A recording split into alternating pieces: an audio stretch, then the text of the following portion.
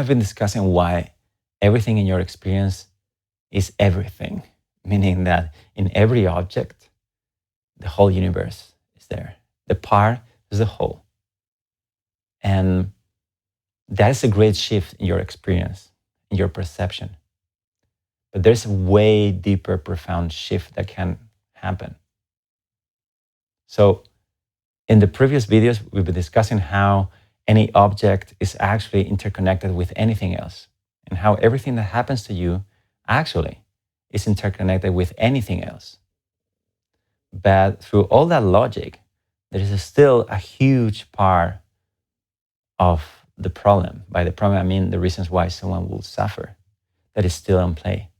You can still observe this object. Yesterday I had a pen, or anything in your surroundings that you could pick up, and you can understand how that is completely interdependent with everything around you. That's what we've been exploring in the last videos. Go check them if you have any question, or write a question in the comments. But what I want to suggest you today, that is, there is still some friction. There's still some suffering. There's still some sense of me versus this object, me versus the universe. And the reason for this video is to explain that the reason why every part, every little object, and everything that happens, why everything is everything, the reason for that is because everything is in your mind. And that's quite a twist to the way of experiencing things. Because what we did today and the previous days, it was related to, it will change the way you understand why, for example, someone would did something to you. When was the last time did something to you that you found that person may have been, oh, this person is evil. So we've been going all through the logic on how you're not sure about that and how that's making you suffering. If you start taking into consideration other parts of the context that are creating an effect on the situation, you will come to the conclusion that actually you can be free of the opinion you have on anything. That sets you free from your past, from the whole world some way. But still, you are in the world, and the world is happening to you. But in this video, I want to explain you how actually the reason for that in the first place is because it's not that you are in the universe, but the universe is in you. And that's a deeper twist to the same logic. So if you were able to observe what I was mentioning in the other videos, then this video will make some way sense to you, because it dilutes the frontier line between you experiencing the world, you in the world, you in the universe. And suddenly twist everything to the perspective where, as much as you may hate to hear this, all your problems are some way part of a dynamic you didn't intend it. I'm not saying that you create your problems in that way. You misunderstand these words. I don't mean that, but some way, yes. And the reason why this is powerful is because it gives you the chance to be responsible. Not just responsible for the way things happen, that at first, especially if you consider yourself to be living in a body in a huge universe, that it doesn't apply to you. You have no chance of controlling the world or anything.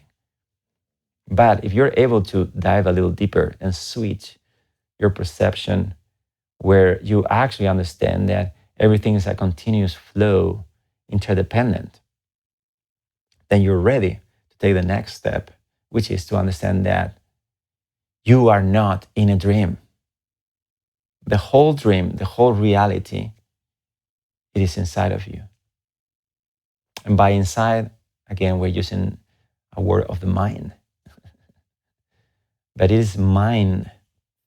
The world we see is not, we think of it as objective, but if you go for, this may sound a bit of a difficult thing to believe, but if you go to quantum physics, for example, quantum mechanics, on how consciousness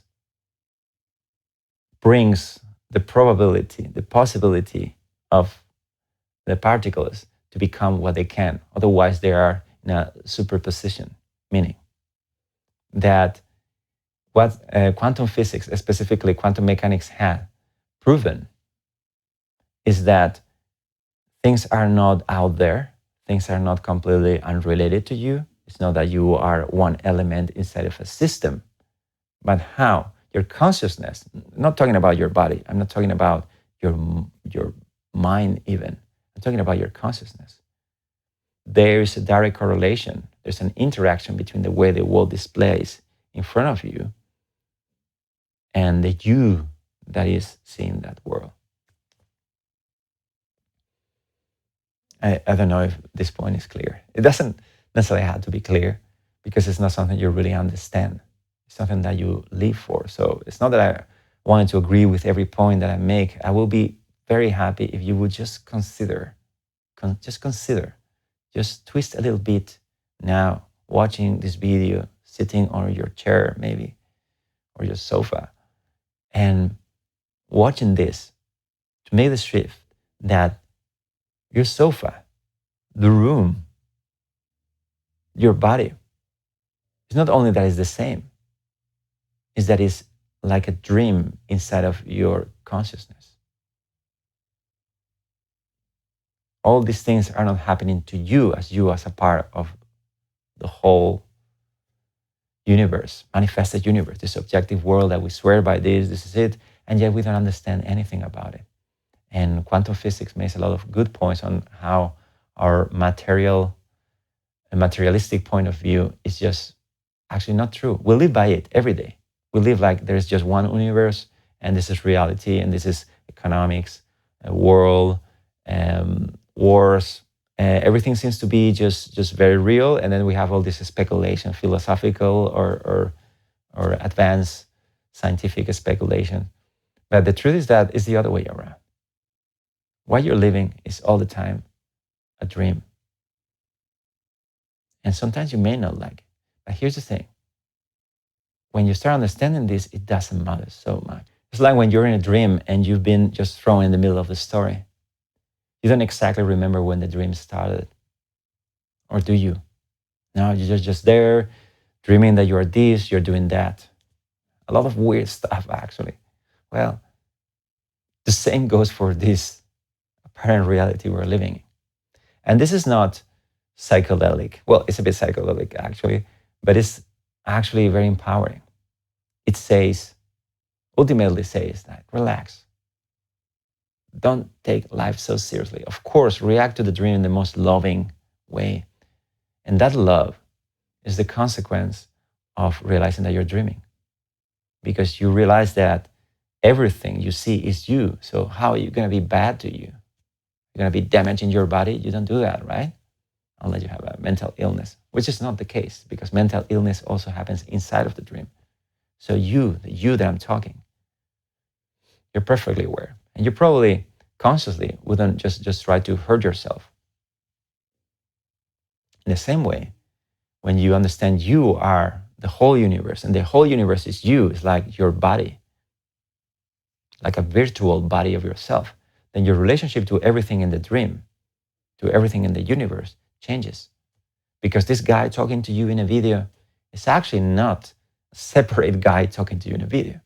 I am you.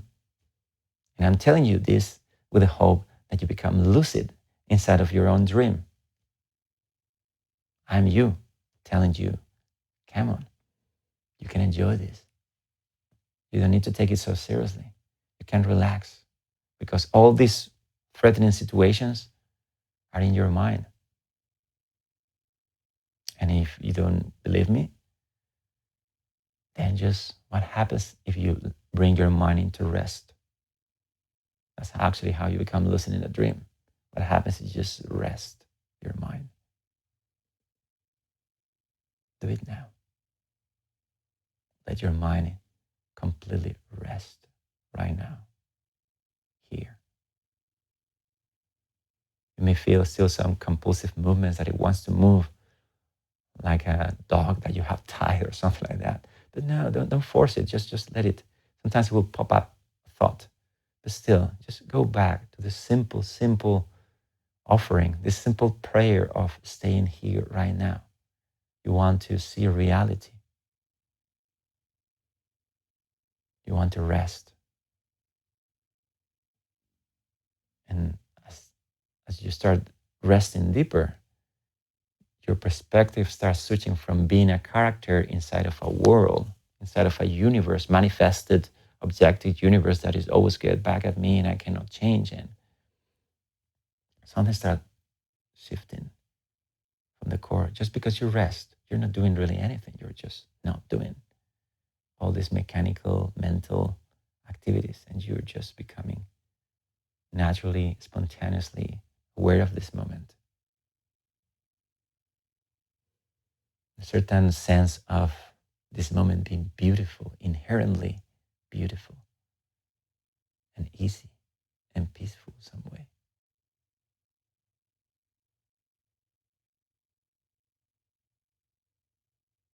That's the way you remember who you are.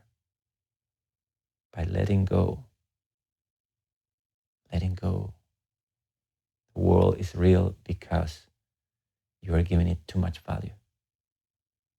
Again, please do whatever responsibilities inside of the dream you have to be good, be loving, be responsible.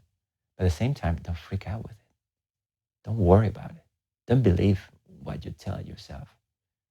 Just nurture a positive, loving, peaceful attitude. And then the dream, your universe, your dream of a universe will start reflecting that back to you. Don't you want that? So just start doing it right now. Let go. Everything you think about anything is just inside of a dream, so it doesn't mean anything. That's why it's very healthy to let go of your thoughts. You're not going to lose control. You actually lose control when you're thinking unconsciously without wanting to think. So sit, meditate, and train your mind to be calm. Only then you will be able to integrate all these things, all these transcendental truths that you sort of know, that you sort of maybe read in a book or heard someone telling before. But the point is that, are you living it from there? Are you living this moment from there? If you're not, that's okay. It's just saying you're about to, but you still don't. And you may stay in there for a long time, but just my suggestion in this video is like, back off. And one way of backing off is to understand that everything you see is not only completely interrelated, so everything has the same value. Not only that, that all of that, the reason why that is like that is because everything is inside of you. The world doesn't happen to you. Your job doesn't happen to you. Your past didn't happen to you. At its best, as Byron Katie says, it happens for you to realize that you're dreaming and that you're safe. And when you notice that, when you start noticing that by resting your mind, by joyfully abiding, you don't need to reject the world. The world is super interesting. It's like a movie, but you don't have to believe it. So you can retract your choice of thinking that the world is real and just abide, still functionally interacting with the world, but at the same time, deep inside of yourself, resting in the peace of knowing, the peace of lucidity. And you can tell that lucidity makes you happy because being you is all that you want to be. And in that being, you are everything you ever dream of. You're complete. You're satisfied. You're at peace. You're safe. No matter what happens in the dream, you know you're resting. Appearances come and go. Your mind is always resting and moving sometimes when necessary and going back to resting position. It doesn't move without your will. What happens to most people? That's because you are identified with everything. With the world is so real. You can't stop. You can't relax. You have to identify with everything. Everything is real. Something's going to crush you. But what happens if you are brave enough to rest and let go of everything in your mind?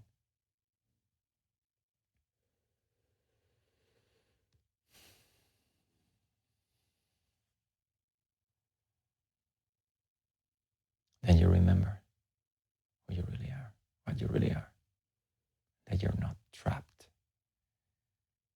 in a dream. The dream melts away with the light of your presence. Be present.